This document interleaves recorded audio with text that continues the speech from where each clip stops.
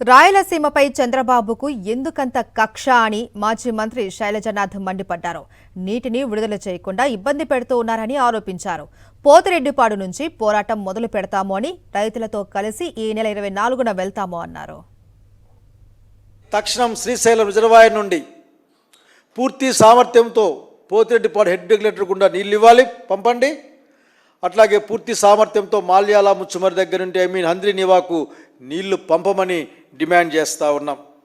ముఖ్యంగా కూటమి నాయకులకి పాపం అర్థమవుతుందో లేకపోతే ఏం చేయాలి అసలు అనుకుంటూ ఉంటాం, వీళ్ళు ఏంది ఇట్లా ఉంటారని బాధపడుతూ ఉంటాం అలాంటి వాళ్ళు చూసినప్పుడు.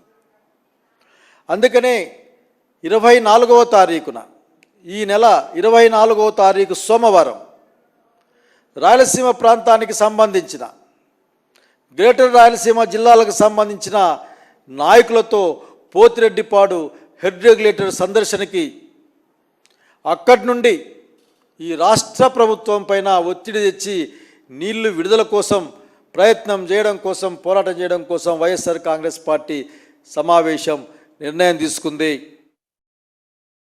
మరిన్ని అప్డేట్స్ కోసం ఛానల్ను సబ్స్క్రైబ్ చేయండి. నోటిఫికేషన్స్ కోసం బెల్ ఐకాన్ పై క్లిక్ చేయండి.